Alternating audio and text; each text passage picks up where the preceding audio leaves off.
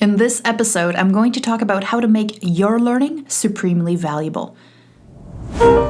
You're here because you want more engagement, more delight, more fun, more learning. You're hungry for change and willing to take action. If you're not prepared to be wrong, you'll never come up with anything original. Welcome to the E-Learning Scenario Design Podcast with Anna Sabramowitz. I'm going to show you how great I am. Let's take learning to the next level. Well, hello, friend. I am so excited to have you here. Thank you so much for joining me. It's actually an honor that you take the time to listen to me talk about all this stuff. I'm so excited to have you here. It's really cool. And I hope you find this as exciting and valuable as I intended to be. So one of the things that I wanted to talk about today is needs assessment. And I know it's not really sexy and all that stuff, but I think that if I can share some of the strategies that I use to design learning that really means a lot to not only your learners, but to your organization, and it feels like you're constantly adding value through the projects that you put together, I think that's really important. And there's several layers to that delicious cake.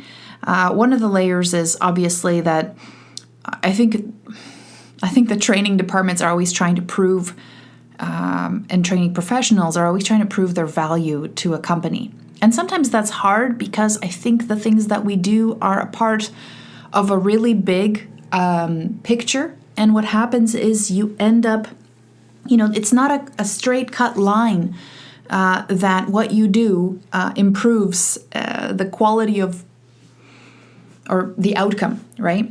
And that's one of the things I wanted to talk about today is what is that? How do we get better measurements? And I think one of the reasons that we maybe lose some of that focus as far as, let's say you're trying to say, the things that I put out this year had an impact on employee performance.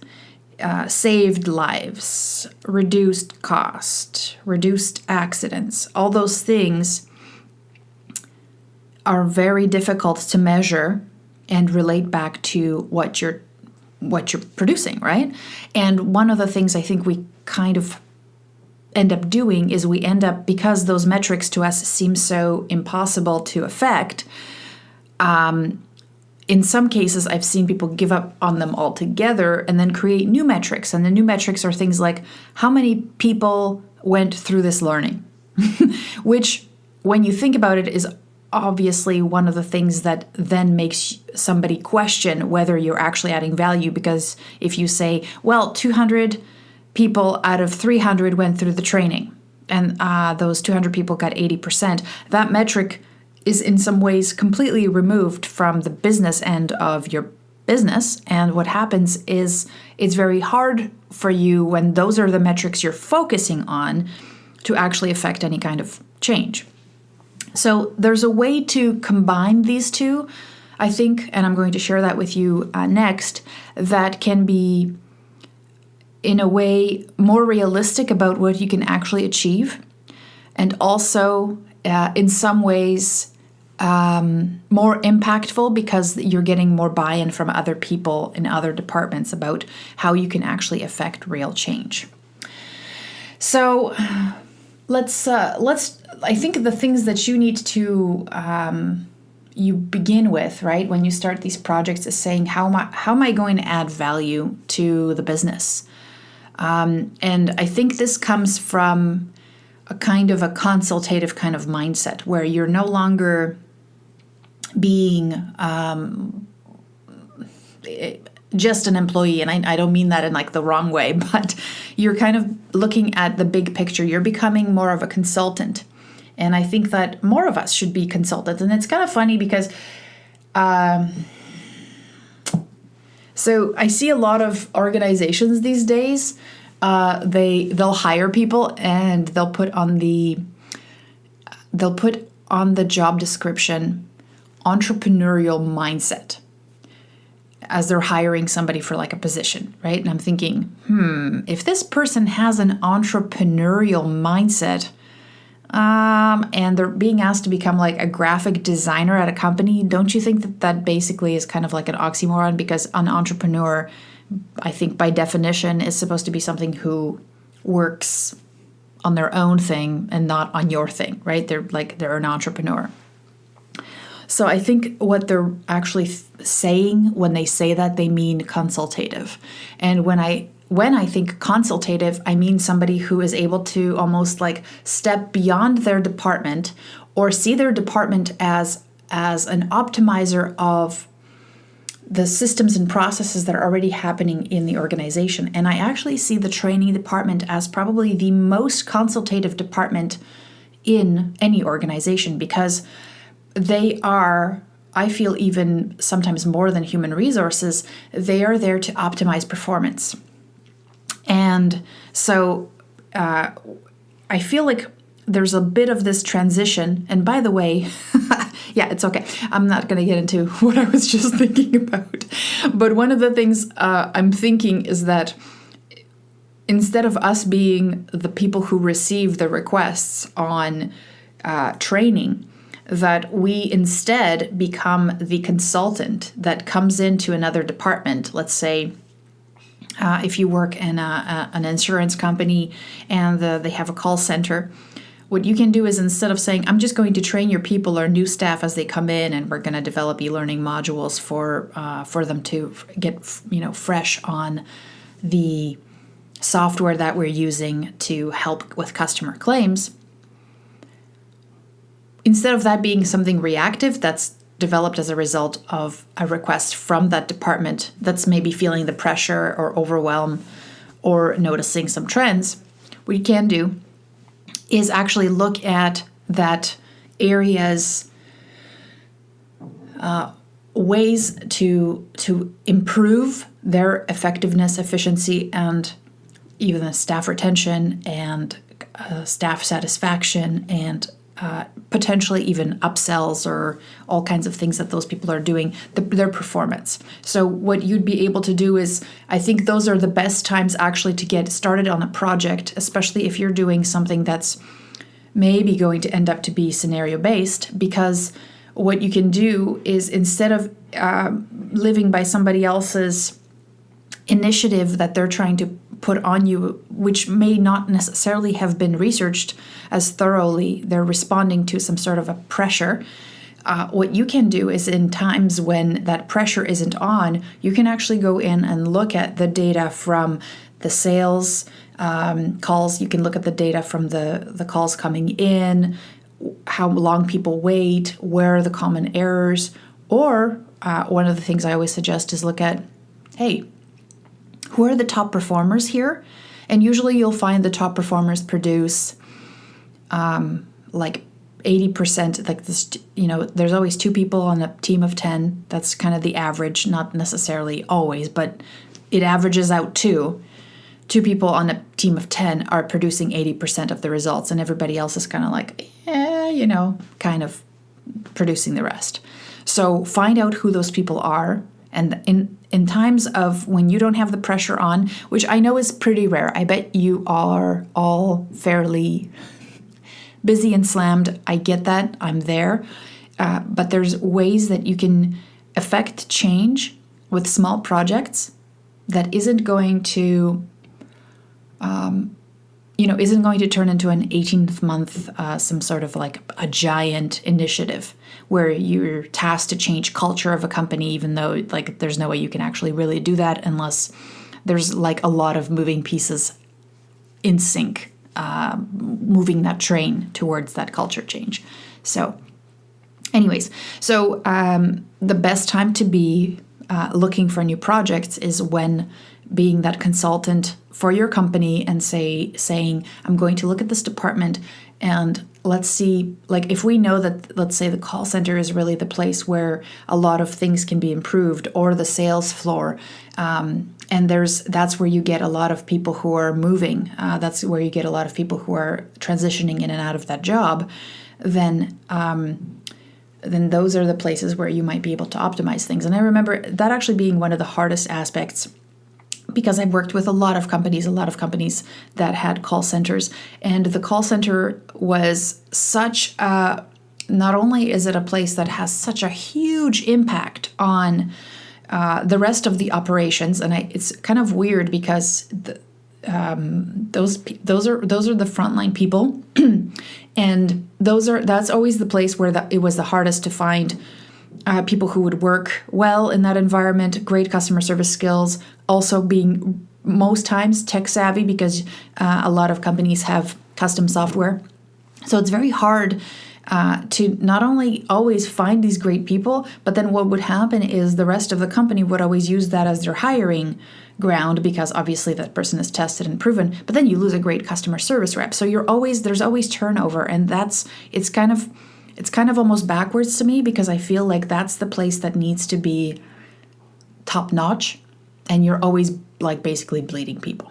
So I get that. I get that place, that's the place where a lot of the support needs to happen, and in the right way, in a strategic way.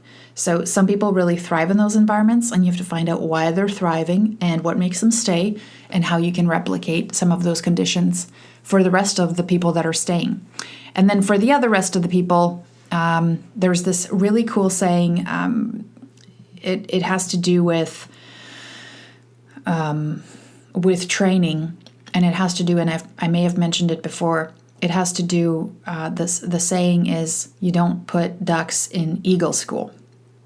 And I think what we end up doing is we focus so much on moving the bottom 10% up all the time, that and trying to kind of hit the middle all the time and raise the middle up, that if we actually just focused on what's the top 10% doing, and now the next 20% of performers that are like basically hitting like the rest of the results, what can we do to get those guys up? Because it will take, instead of trying to move the needle, let's say 90 degrees for somebody who's at the bottom of performance, what we're trying to do is maybe move the next 20% after the 10%. That's we said the 10% of the top players produce 80% of the results. They bring in 80% of the business. They produce 80% of the success. So then the next 20% of people under that who are just need that little bit of a bump or a push or a tweak, that's like a 1 degree adjustment for them, because they're already almost there. And so one of the struggles I feel like we're getting, maybe we have to change our mindset, is that the people who are at the very, very bottom, those are not necessarily our concern. Those are concerns that should be handled by the hiring crew, the managers, and the people who are managing the performance, because it's very hard for us, people who don't have day-to-day interactions, to take now somebody who is not motivated to be there. And I think our mandate ends up being that we take and motivate all these people who are inherently not motivated, and they're like at the bottom, and we're trying to move those people up to enough that they're actually producing. And maybe the idea is that we don't do that. We simply optimize the people who are producing, or who just need a little bit of that tweak to get us to get our staff to where we want to be. And I mean, we know this. Like you go into a let's say a workplace, and you can say, okay, who's like the top performer here? That's easy for everybody to know. Everybody will know that. You'll be like, okay, who's on your team? Who's number one? People will immediately know who that is.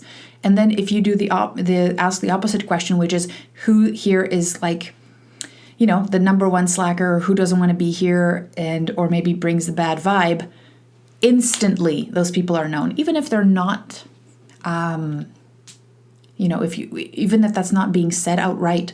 And so I think that what happens is we focus too much on that very, very bottom, instead of actually focusing on the 10%, making them more effective and efficient. And then the next 20% is, how do we leverage what those top performers are doing, thinking, and what are the tools that they're using to help the next wave of those really motivated people who just need a little bit of that nudge to get them there.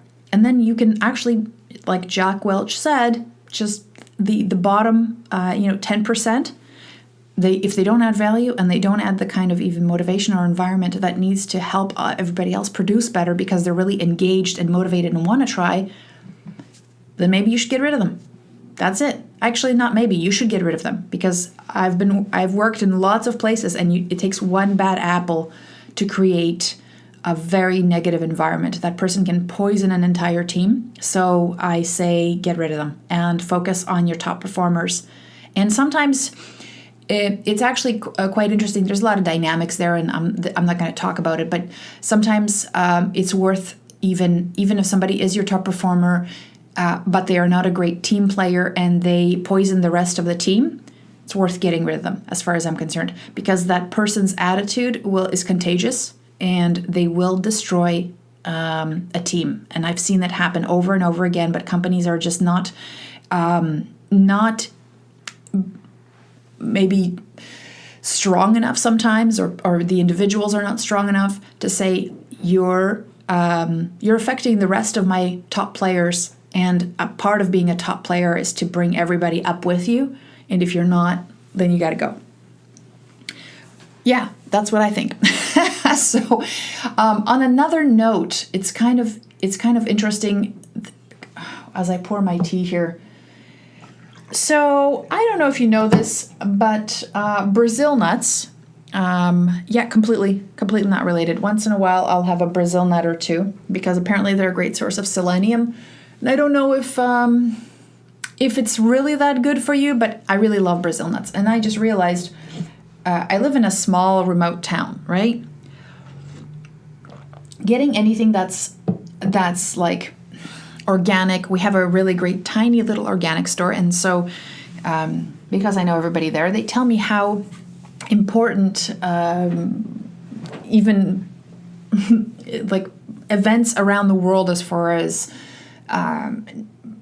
political negotiations between countries on which country is going to do bananas, or even exporting things. Also, let's say some kind of like there's a hurricane and it affects an area that produces certain things. So like they're very sensitive. Like you actually learn a lot from these smaller businesses, because you realize that when you're a giant store, your buying power is different, and things still will fluctuate. A couple of cents here and there, but overall, I guess with your buying power, you may not necessarily feel it.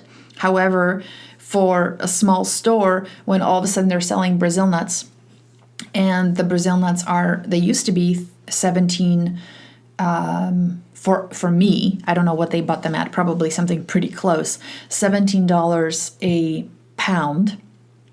And now Brazil nuts are $30 a pound. So the prices have doubled.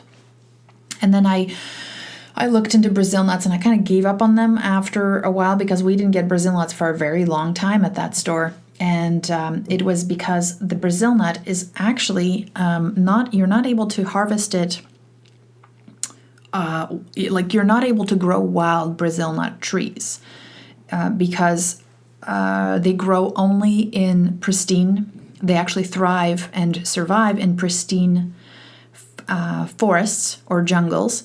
And the reason they do that is because those are the places that support large amounts of those huge bees. They're like a bumblebee relative, right? Or they are a bumblebee, a type of bumblebee. So only those big bumblebees can actually pollinate those trees. And so it's not actually, believe it or not, even though it's called the Brazil nut, it's not in the Brazil that produces the most of the Brazil nuts. It's Bolivia.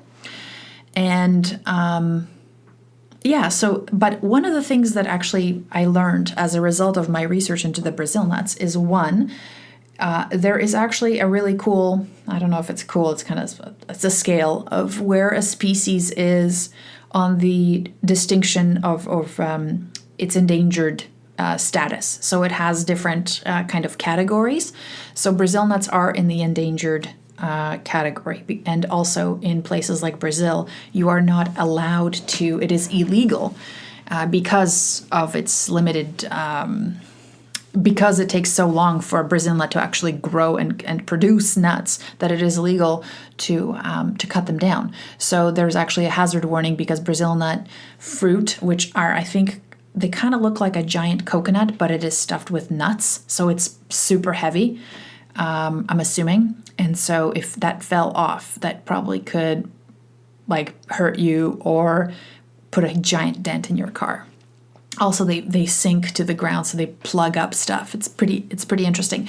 But one of the things is that as a result of, I think, the demand of Brazil nuts, which will only grow in pristine forests, there's been huge studies done on what makes the kinds of harvesting and what makes a pristine forest, and in effect, whole areas have been conserved as a result of the fact that now that kind of wild gathering is really supported, because that's the only way Brazil nuts will grow. So because there's a demand for Brazil nuts, we've actually been conserving forests and wild forests as a result of it, which is really cool, which is really, I think, amazing. And it's very positive. And it's kind of funny. I was thinking the other day, because my husband brought up the fact that there is now, more than ever, there's more forests in the world than before, because they're like being managed properly. And you never hear news like that. You always hear deforestation. And where I'm at, like I said before, I live in an area that's like heavily guarded by the activists here in the Native community to not destroy our big forests, cedar tree forests. And so all you hear about is the things that are happening as far as the negativity in the news, but you don't hear all the things that are actually preserved and saved. So I just want to share that with you, just to let you know we have more forests now than ever before have been in the world, because of that active conservation and the knowledge. And so I feel good about that. Okay, now let's get back to our needs analysis, our needs assessment, as far as I'm concerned. So needs assessment really is like when somebody comes to you with a I hope you heard that. That's a little bit of a bark. I'm actually going to get into that a little bit later. It's from my Chihuahua Terrier. So what is a needs assessment? It's really a way for you to figure out what kind of impact this training or this, you're not even thinking about training when you're doing a needs assessment. You're actually just trying to figure out what's going on and how you can have some impact from your consultative standpoint. And one of the things that you're coming in with is a very big picture kind of thinking, because I think a lot of times, especially, this is kind of the leverage you have when you are in an organization and you are a department versus being, a specialist, kind of like the way Ryan and I are basically, not kind of, but we are specialists in scenario design. So what happens is the draw ends up being, I like scenarios and I want to do scenarios. And as I believe, scenarios are in some ways quite dangerous, because the scenario will actually work in many different areas. And sometimes a scenario will fit, but it's not necessarily the thing that will produce maybe the best results, or it's not the only thing. So there's a lot of resources that, in some ways, remember I said you're trying to impact the big picture, having, like, we're trying to optimize retention, we're trying to increase customer satisfaction. How do you actually tie what you're doing to that metric, right? And that's what you're trying to do with a needs assessment, is trying to figure out what the big opportunity is and what are some things you can do to improve the outcomes of whatever project you're going to be working on. So one of the things that you may or may not have heard of this is, and it's funny because I feel like one of the things I'm trying to get better at is realize that I'm talking to an international audience, and a lot of the things that are coming at me or that have been a part of my education have been very North American centered, right? And so I don't know how many of you that are listening have heard of Kirkpatrick, but Kirkpatrick is well, it's actually, I think it's a family, but Kirkpatrick put together levels of basically ways to measure the impact of your learning. And so he had 4 levels, and the levels are, and I'll get into this maybe in another podcast in more depth, but the levels are, did they like it? Which is measuring the reaction of the learners after the training. Did they learn it? Which is measuring the scores, let's say, on a quiz, or the effectiveness of somebody how many times it took somebody to go through a specific scenario. Did they use it? And that's measuring the effect, how far, like when they went on the job, did they actually use that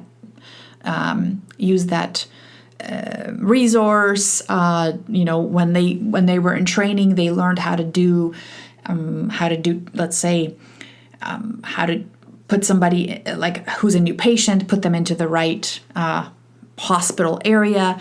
What you're doing is you're trying to measure that. So did they actually use it? And then the last piece is, did it have impact? And as in, did the event that they went through actually have impact on the things that you were trying to impact, right? So if I am, if my mandate, the mandate for the company this year is that we improve customer satisfaction, like that's just everything we do is about customer satisfaction. I try to figure out what are the things that people need to do, the tangible things that people need to do to actually impact customer satisfaction, which, somebody comes up with that, and what happens is there's all these areas in an organization where that translates into different things, right? That translates into different behaviors. So what you're trying to decide is which behaviors you're actually going to be able to tackle, and how those behaviors are going to have impact on the mandate, right? And so a part of this is actually figuring out what those specific behaviors are and which area can actually be impacted. Now, one of the things that has come up is that, let's say, that impact is kind of a pipe dream. And as I said, when you're trying to affect international audiences. Now, I came to Canada when I was 11 years old, so English is my third language. And so what happened is I went to school while my mom, who was just learning English for the first time, she got all these neat books on, that she was doing because she was taking English classes. And one of the things that she got was a booklet called Sticky Fingers. And what it was all these little things that we say in English, now we say, that are actually just really confusing to other people as they hear them, right? And so that, because of that book, it's funny because sometimes you see these resources and they kind of stay with you for life. Do you have something like that you will remember always? I don't know why this has stuck with me. I actually remember the cover of that book very, very much because it fascinated me, all these statements that we'd make and what they mean culturally and how they mean different things in different places. So Sticky Fingers. means that if you go to a place and you have sticky fingers, it actually means that you like to steal things or take things. And one of the things here is I thought that trying to get to impact with your learning, like actually trying to measure what kind of impact it had with, let's say, anything that you put out there, is a pipe dream. And then I looked up pipe dream. And pipe dream, I don't know if you knew this, comes from smoking opium.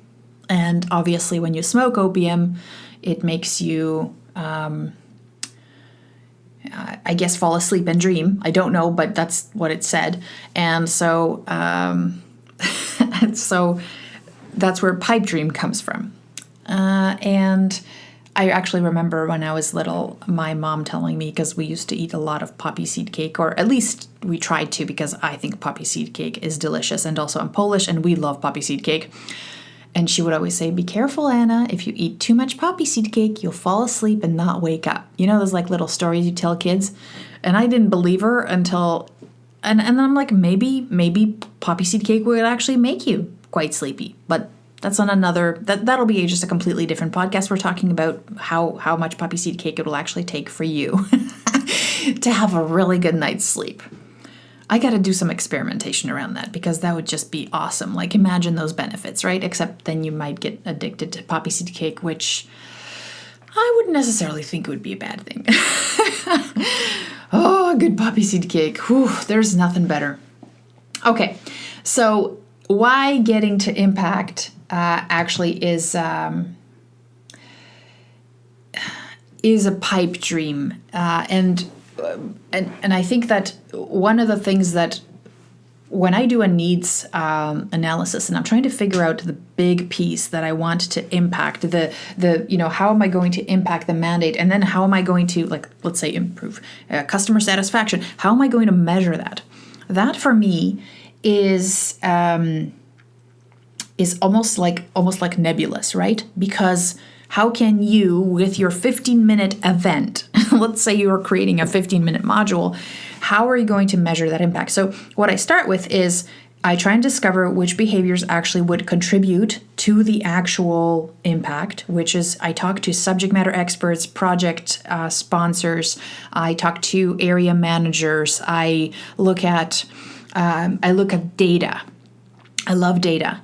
I look at data and I figure out what are some areas that could, if improved, and I always refer back to the lead domino, if we did this like 10 times faster or 10 times more often, or, if people, when they called in, they were greeted warmly within the first 20 seconds. If we could just get to the calls faster, let's say, would that make a big deal and make a big impact in customer satisfaction, right? Maybe I could look at the data and say the customers that rated us highly are the ones that got through the first time they called within the first 15 seconds. And I'm like, okay, that's cool.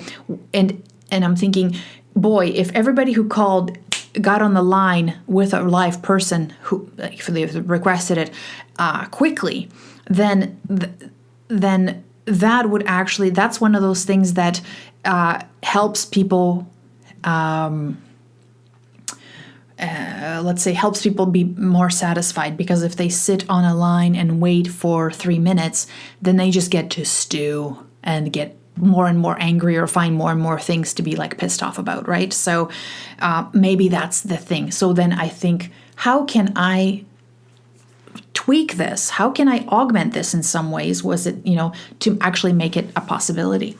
So the other thing that I'm asking is, because I'm always looking at how can I affect the big picture? How does what I do tie in with the big picture? What kind of big problem are we trying to solve here? Or what kind of opportunity are we seeing that we're not tapping into this? So you're always seeing who can help you. And I reach out to all kinds of human beings. Who's invested if this works, right? And who's key to the success of this?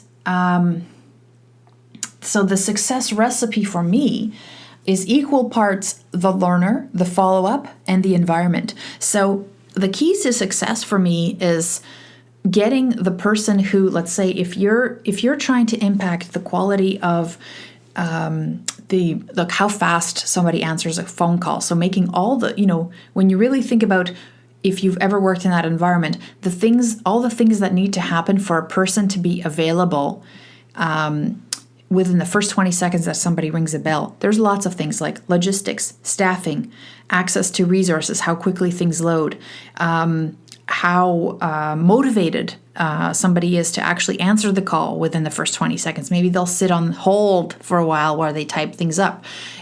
Systems, processes, all those things happen, right? So it's kind of funny because then when you look at all the things that contribute to us being able to answer the phone within the first 20 seconds, let's say at a call center, you're like, I don't know if me putting together this powerful practice activity, if that's enough. And because you've asked your questions about what's it actually going to take to make this a reality, then you can see all the elements that need to be in place for that to happen. So that's why I say things like impact is really kind of a pipe dream, because it's never going to be just a single thing that's going to make so much impact. It's usually a confluence of many things put together, working together, right? As I said before. So one of the things you want to think about is who is going to, after you look at all the things that need to be in place, whose buy-in and support and input do you need to make it's like it stops being your initiative and now becomes our initiative to make this a reality, to make this an improvement, right? So if I was now working at a call center and I was trying to improve the efficiency of that, 20% or 20 seconds, a call gets answered within 20 seconds. We know that's, if we do that right, that means there's so many other pieces that are working well. So who do I talk to? I talk probably to the manager who's running that call center. I talk to the supervisors. I talk to the top performers in that call center. I talk to human resources, and I talk to maybe the staffing people who are like planning. I talk to the guys who are managing the data. So everybody is on board, and what happens is obviously everybody comes into those projects with thinking that their impact is the most important one. So if you talk to one department, they'll say it's how friendly the customer service rep is, while another department will say, no, it's not that. It's actually how we're the guys who manage the staffing, and if we get enough people, like if we look at the data and we appropriately staff people in the right areas at the right times when we have heavy influx of calls, then those are actually the most important things, because it doesn't stress people out as much and they don't feel harried. Is that a word? Yes. While they're answering calls. So when you think about that, you're like, that's true. And guess what? The other thing's also true. So what that means is that there's many different things that contribute. So when you're doing your needs assessment, you got to understand almost the ecosystem of that performance, because then you can think about what are some things that you can do to augment that performance. And even if you're approaching it from a scenario design perspective, then you can be very targeted and focused and create very contextual things that will help practice the right skills in the right area. Because your target audience might not be actually in the call center. Maybe your target audience ends up being the guys who are scheduling the people. Maybe what they're not doing as efficiently or effectively is looking at the data for the calls and managing the volumes by placing 10 people in at 10 a.m. and maybe they need to place more people on at 10 a.m. because everybody has a coffee break then, and they end up calling in and checking on their insurance claim or something like that. So you just need to, because you understand this ecosystem now of what it takes to improve this mandate, you now have a better idea of what to do. And I don't think, sometimes I feel like there are areas there are organizations where people feel that they are in silos. And I get that, but But that's on you. You got to be the connector. You got to start, because if you're in the training department, I want you to think that it is your obligation. It is your, I got to say this, I don't know if it's going to resonate, but it's your moral duty to go out there and help people do something better. And what's actually really cool is that you have the knowledge and the tools and the power and the resources to make the environment, to make people's lives better. You can actually, like, imagine if you're working in a place that helps people get better at, like, spraying homes for mosquitoes and preventing malaria. You're developing a learning resource that helps save lives, not directly, but you really have the opportunity to improve people's lives. Imagine if it's not even that, grand. Imagine if all it is that somebody's able to go home and feel a sense of achievement, and when they get home and see their kids, they're proud of themselves, and they have a better day as a result. And then those children have a better day as a result. Do you know what I mean? Like, everything affects everything else. So if you feel you're in a silo, I want you to push through that feeling that's holding you back, and know that you're trying to affect positive change, and go out there and start asking questions. And so the way you ask those questions matters, of course. But if you let people know that you're interested in helping them, and it's not about you, but it's about them and you helping them, you're this resource, and you just want to really help them do a better job, or help, in the way that you know best, but also you can just, support them in their goals, and listen to them. Listen to their needs, listen to them vent, listen to all those things, because they really do help you create good relationships with people. And you can start small. I'm not saying go out there and, like, change, the way a company does things, but pick up the phone and start calling people and start asking them questions. How can I help? How, and a lot of times you have to spell it out for people a little bit, because they don't know what you do. Your first language is training, development, e-learning, scenario design, whatever it is, right? And you know what tools you have, what skill sets you have, and how all those things can actually, you're like, if they just let me get in there, I would be like, I could create so many awesome things like job aids, and, improve the procedures, and streamline some of their processes, and make people happier to stay. They don't know that. Like, your job is to be kind of the evangelist of that, right? How can you help? What are some ways? So one of the things you can do is, when you talk to people, say, listen, I'm trying to optimize something, or I'm trying to, our mandate this year is customer service improvement, right? It's customers are first. And I have all these tools. I have ways to do that. But I want them to work for you. I want them to help you do something, like something's been, either working really well and you just want more of that to happen, or something's not working too well and you don't know how to tweak it and fix it. I'd love to come in and see and look at that, so maybe I can use some of the tools that I have in my toolbox to help you, because that's the best time to do it, when it's not like a super pressing need, but you can see it working better. So those are some of the things that you can say. That's on you. You got to do that.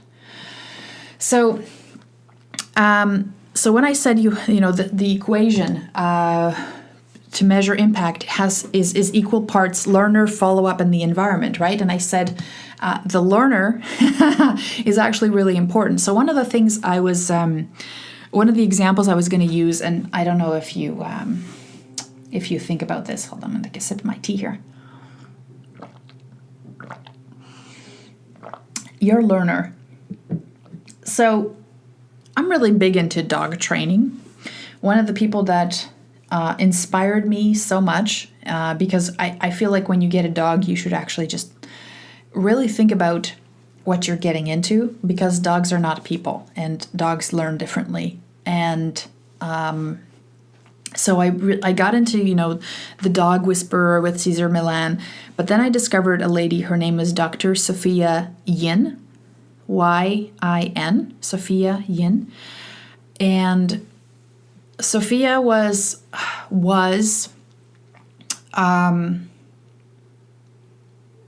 sorry, I'm getting a little choked up because she's an amazing human being and an animal behaviorist. And so what happened is she grew up in a family that trained dogs, or she was just always interested in it. But then she realized that a lot of the things that we do to dogs and to these creatures is wrong. And what happens is we make a lot of assumptions about animals' ability to remember, ability to understand why we're angry if they poop in a house, all those things. We pretend, or we don't recognize that they think differently and they learn differently from us. So, and the reason I got choked up is because she's obviously passionate about this. And then just in the last couple of years, she committed suicide.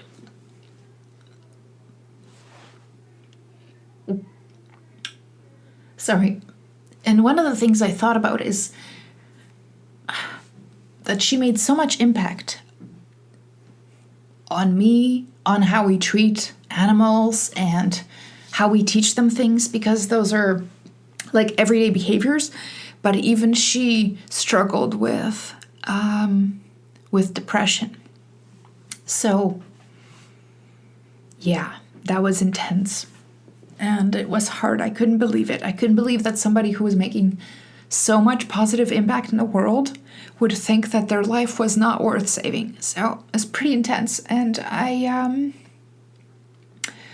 it's just too bad, because I think she would have probably contributed a lot more. So if you see her things, if you see her interviews, just an amazing human being. Anyways, so, back to dog training. All right. Sorry about that, guys. It just...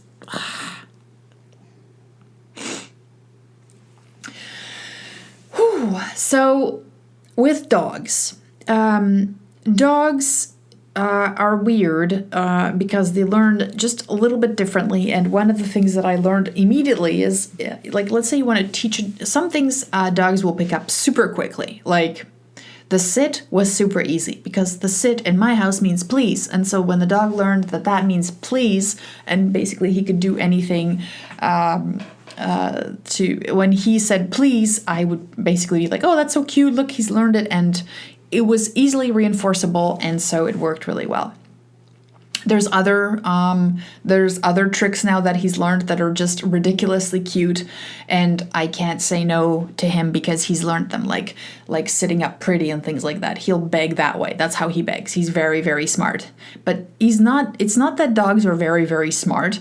It's just that some dogs have just a different affinity for learning, or they figure things out differently. And so most dogs, you can actually, if you have the right treat and if you have the right bait, they will... the right stimulus, right? And you catch good behavior when it's happening, and you immediately reinforce it with a treat or something like that, it'll work. And also, one of the things that we end up doing as dog owners is we inadvertently also reinforce negative behaviors by correcting them, right? So one of the things I found is when you train a dog indoors, you take it outside, completely different environment, you basically lose. It's like starting from scratch again. So in the house, they're perfect. Then you go outside. There's so many distractions. It's a completely different environment. You got a different dog. So you have to be patient and start training basically all over again outside with there's some memory and stuff, things like that. But a dog is completely inundated with all this data coming in from its environment, birds, cats, dogs, squirrels, and that will be very, that'll be a lot of different kinds of work and reinforcement outside. However, I noticed something really weird.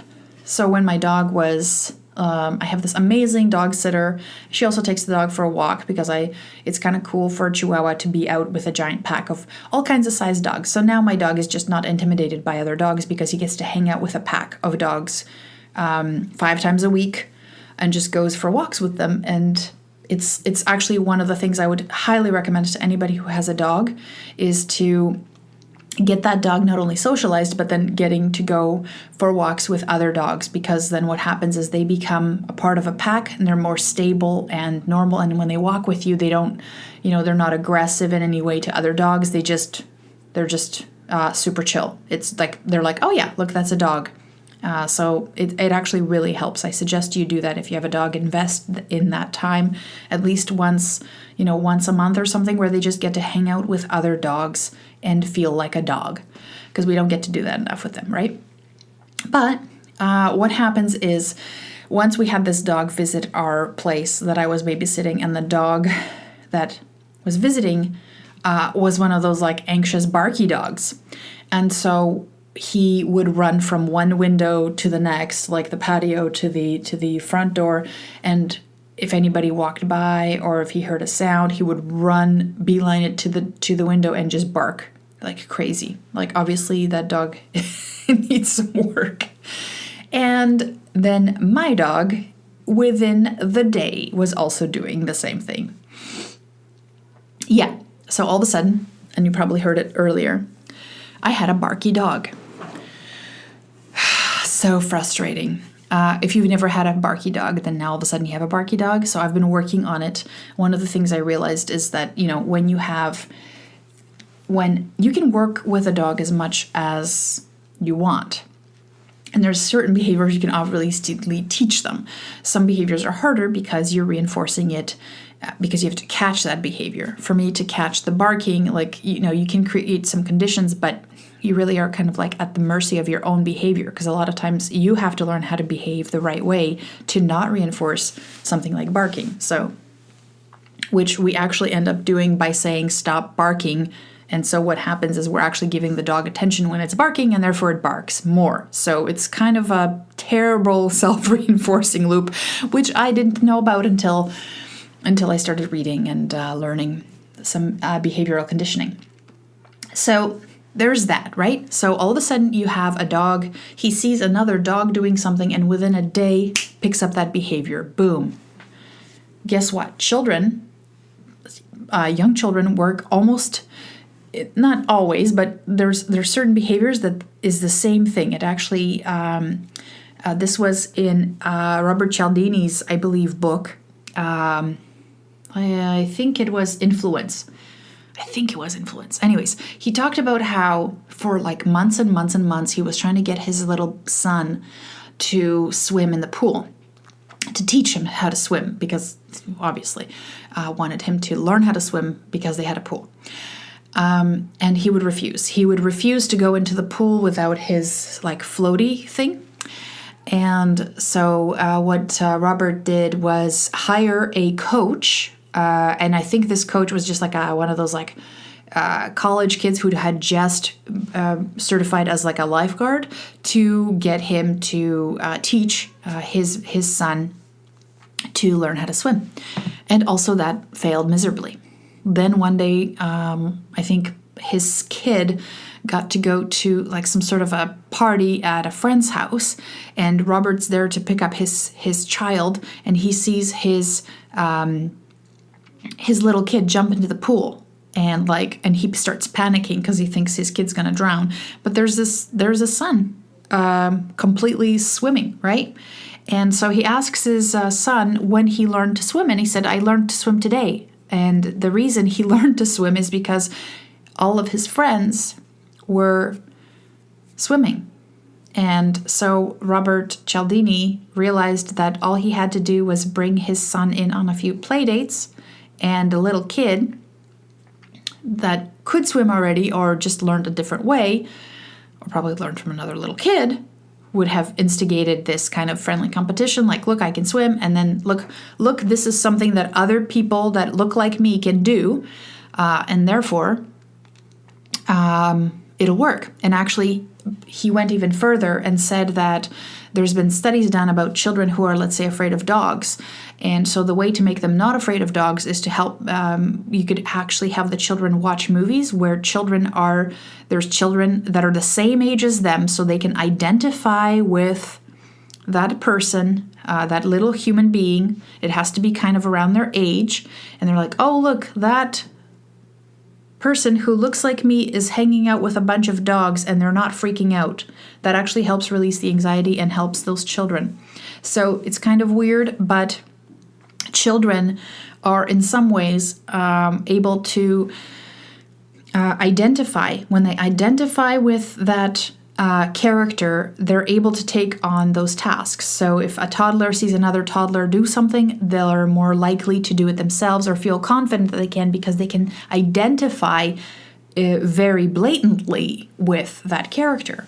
Now that's the thing we have to think about as adults when we're creating learning. So and we make this obviously more abstract because one of the things we also need to do is to relate to the people who are in the training. So if you're designing scenarios, if you refer to anything that Ryan has put together as far as story, one of the ways that you can persuade people and motivate people to move through learning is to have them identify. And in fact, you need to have them identify with the person who is going through or whose story we're going through. And the way we do that is more abstract because it's not like we have to see exactly a person like us to be able to relate to them. They just have to have certain characteristics. Obviously, if somebody looks like us and acts like us, then we're going to be like, oh, yay, they're just like me. But one of the things that stories do is the just like me ends up being things like they also have a family. They also care about, they also care about their children, or they also listen to funny music, all those things, right? So basically you do that through the same kind of characteristics that all people have, so you can connect with them at some level. So basically that's what you're trying to do. Oh, this person also likes to cycle, or they like to watch funny movies on Saturday nights, whatever that is, right? And that's what Pixar does at the beginning of each of its movies, the first 11 minutes. It's always trying to establish that not only what the world is like now, but also help you identify with the character so that you want to see where they're going, because in some ways they represent aspects of you. So with people, you can do that a little bit more abstractly, obviously. That's how we were able to watch sci-fi movies and be like, I care about that person, even though I'm not an alien, because they have characteristics that you can identify with. And that's exactly what we're going for here. So do not forget that. Now, the other part, which is kind of... it's kind of contentious because the follow-up piece, when we think about the Kirkpatrick levels of measuring the effectiveness of whatever we're trying to impact, is an impact is the fourth highest kind of way to do that, measure effectiveness, is a lot of people. And it's not people, it's what an organization values and what an organization feels or determines is the best way to get that feedback. Now, that just because an organization is not measuring or trying to measure impact or not measuring it enough, that doesn't mean that you can't create surveys and metrics and ways to follow up that will give you a better indication of whether what you produced is actually having the kind of results that you'd like. So, and I shared an article before with my, and I share quite a few interesting things with my subscriber list, and those guys get, in fact, exclusive content and exclusive access to the things that I produce, because I feel like if you like what I'm sending you and you like the kinds of things that I'm talking about, then you should get more of that. And also it's a closely knit community and a very responsive community. So I ask a lot of questions. I ask for a lot of feedback. I put on videos or events, and those are the people that let me know what they need, what they want, and they help me. They help me create content and resources that I think are most relevant to them. So if you want to join my list, then go to Anna or elearningsecrets.com or Anna Sabramowitz. Look me up. I have a link on LinkedIn as well, and also obviously this podcast has a link to my site. So lots of places to get on my list for my newsletter. Now, one of the things that I found is that many companies, and I've sent out this, it's funny because I sent out an article that was like, I think it was 10 years old, maybe. And the article was about the fact that a lot of companies still, the only way they see if what they've put together, the kind of training or resources that they've put together, is they have this quick little like, did you find this useful or did you like it? So they're stopping at did they like it, which is the first level. And what's scary is that, somebody replied to me when I sent out that email, and they said, "Hey, Anna, this is a 10-year-old article. Aren't we further along? Aren't we like going to the level of at least did they learn it and did they use it?" And I would dare say no. I would dare say we're still very much at the did they like it stage. So all we're doing is at the end of sessions putting out these little happy, what they call them in the industry, they're called smile sheets because they used to have these smiley faces on them, and you could circle the smiley face and say, this is my rating for this. So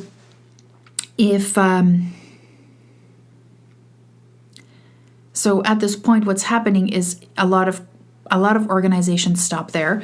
Many of them still go to the second level, which is that they learn it, which is having a quiz or an assessment strategy for seeing if people either understood or retained the knowledge. But as there isn't, that whole idea about people will lose 80% of what they learned in the first 24 hours. I mean, those things are very subjective. So when you see like a pyramid where people tell you these hardcore facts, like within 24 hours, people will lose 80% of what they learned. Like, I don't know where that data is coming from. It really depends on who your learner is. Because if you're referring to, did they learn it? And you say, oh, that quiz is completely irrelevant because in the pyramid of remembering, it says that people will lose 80% of what they learned within the first 24 hours, so it's completely bunk.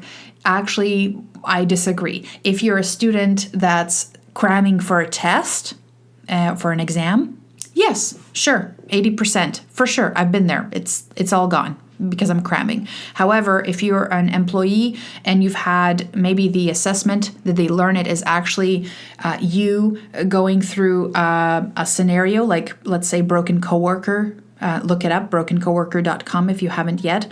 You're going through a scenario, the assessment strategies actually your success rates through those different questions. The success rate of working through the scenarios, I feel like the assessment at the very beginning of how well you did is actually a really great representation of what you've learned because it's emotionally charged, it has context, it has relevance, you could connect with the protagonist. So there's so many different elements tied into that your retention would be different than somebody who's studying hardcore facts and then trying to just regurgitate them at the end of a test, right? So those factors have to be taken into consideration when you're saying, the quiz or the way that I structure this assessment with its points value, this is not good enough. It's great. It's just the thing I want to reinforce here is that it's only a part of that picture. It's necessary because you need data to be able to improve things, but also it's not, you don't stop there, right? So there's the next step is to then say, did they use it? And so one of the things that when you're doing like that they use it is you have to think about what kinds of questions you can ask people and when you're going to ask those questions when they're done with the training. So the kinds of questions you ask really, really matter. And I feel like survey design is also very important, and we're not doing that as well as we could. And I learned a lot about survey design actually from somebody who I respect very much. It's Will Thalheimer, because what he really brought into my mind as far as what survey what a realistic survey is that when you give people a survey question and you're asking them to rate something on a scale of 1 to 5, what happens is you're leaving a lot on the table as far as what they believe is a 1 versus a 5. Like, those are all very subjective things. So for you to actually create valid surveys, each one of those criteria, like 1, 2, 3, 4, 5, each one of them has to be attached to a specific statement of how you feel about how this falls into the category. So, for example, it would be almost like a rubric where you'd say, how great, how useful were the resources? You let's say worked through this 5-step process on how to address an objection with a customer. On a scale from these statements, choose which one describes the most how useful you found this the job aid that we shared about this process. And the first one, which maybe would be your 1 on a regular survey question, would now be a statement, and the statement would say something like, I'm not using this resource at all. And then number 2 would be, I use this job aid that you shared during the training once a month. Number 3, which would be the 3 Likert scale rating, could be, I'm using this once a week. So it's very specific. So what it does 2 things. One, it takes away the ambiguity of what 1 versus 3 means to me, because maybe I think that sharing something once a week would be actually great, but actually for the training department, when you said that it was the most effective way to actually, you should be using it daily with customers and you're not, then I want to know that, and I want to know that that's a 3, because if you're using it every day, that's what I think the optimal performance should look like. So if I'm getting a lot of, I potentially could say, if you were just using a scale of 1 to 5, people who are using it once a week might mark it 5 because they think that that's optimal use. But when I did my research and I talked to top performers, they're using those checklists every day. So that's why I wanted to distinguish what each level means and attach a statement to it, so that not only is the person being very clear, I'm outlining to them what 5 looks like, but also that now what I'm doing is I'm setting some standards around, think about this, I'm now setting standards for what is a 5. And so for me, as somebody who's participating in the survey, I might say, oh, the best would be that I use it every day. Interesting. I'm only using it 3 times a week. So it can be actually a self-guided tool to improve performance in some ways as well. Also, the other thing that does is, because you are now following up, let's say a couple of weeks after the training, the questions that you're asking are directly related and helping reinforce some of the concepts that you did during the training. Because as we may or may not realize, revisiting concepts again and again, which is what people need to do, it actually helps them remember those concepts. So what happens is, if you've waited a couple of weeks and now you're bringing back saying, remember we talked about the 5-step process for sales and objections? Well, in step 1, how we talked about this, what you're doing is you're asking them to access that information again, which is a great tool. So it's almost like, your training's one piece, but the follow-up and the kinds of questions you ask in your survey, do not take those lightly, because they can be a very good learning tool as well. They help people reconnect those ideas again. And now they're in a workplace. So now they're 2 weeks later. They're now, they've applied. They've had a chance to apply. What's that look like, right? So those are the great indicators now back for you to figure out, hey, when I shared that job aid and I didn't actually stress to them that they should be using it 5 days a week every single time they talk to a customer, maybe that's something we need to improve in our training and drive that home a little bit more, because the results say they're using it once a week. That means that we didn't stress enough that it's really a daily thing. Or the other piece I said, what are the key components? You've got the learner, the follow-up is key, and also the environment. So one of the things you'd be asking for in there is, and that's why I feel the needs assessment is also a very critical part of success for you and for your learners, is because once you're doing all this discovery and you're figuring out all the components that contribute to improvement in performance or optimization of things that are working, you want to do them better.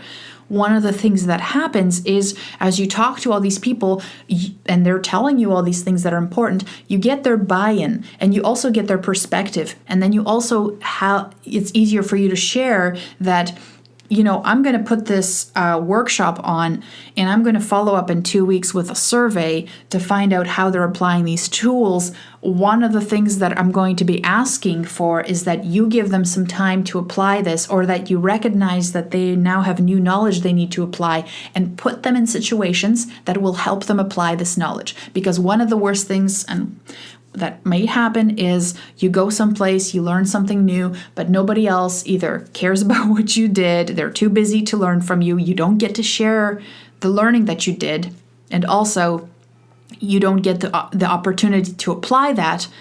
It's as if you had probably never gone. So those are the things that you need to have in place. So one of the questions on the survey is, are you getting to apply these new concepts? How often? What are some things that you're doing? What are some things that, is your manager doing or supervisor doing to help you apply these things? Because you need to know the scale of what happens after. Because the only thing you can really control, let's be realistic, is that package that you're putting out.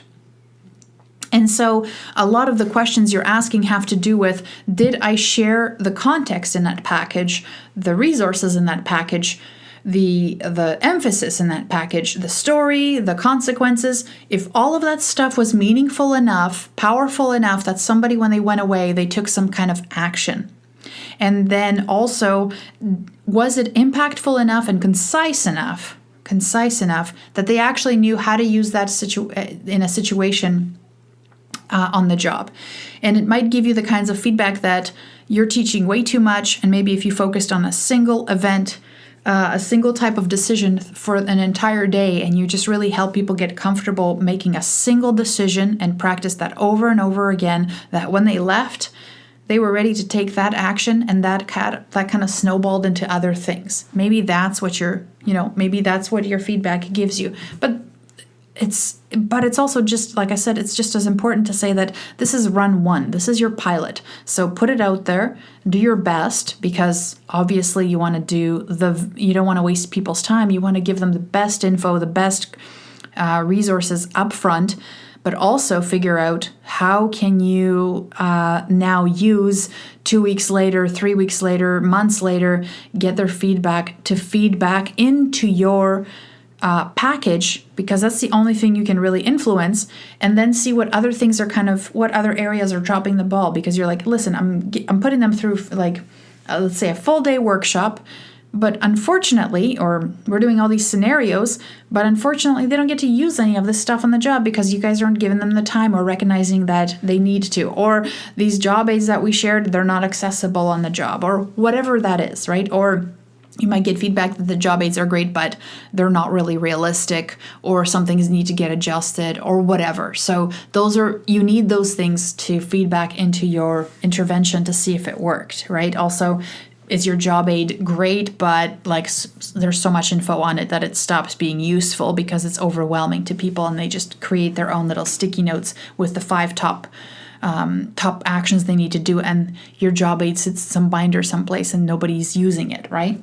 So those are the things that you have to think about. And so getting the buy-in of the managers, the supervisors, the direct response, direct reports, peers, coaches, everyone is in on it. You have to get everybody in on this. It's a group effort. You can't be expecting to create something and for it to have this impact without all of these pieces in place. And the quote that I had here is, it takes a village to raise a child.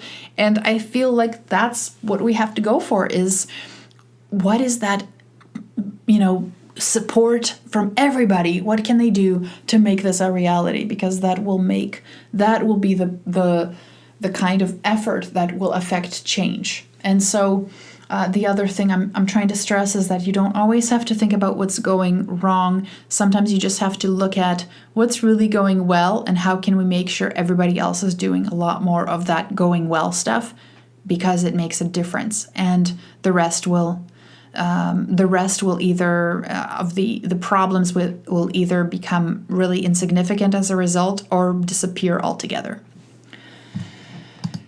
So there's a lot more that I could talk about when it comes to needs assessment, but I think for now I've exhausted your attention span. Thanks so much for listening, and I hope you have an awesome rest of the day, and enjoy yourself, okay? Because you're only here once, right? So make sure that you're doing the best that you can for everybody out there. Like I said, it's your moral responsibility to get this stuff out there to people, because believe it or not, your job is to make other people's lives better, and you're doing that every day. So I'm just trying to give you the tools so that you can do that more effectively, and that way that will also make your life better, right? Okay, go out there, save the world. Talk to you later. Bye. You're listening to the E-Learning Scenario Design Podcast with Anna Zabramowitz.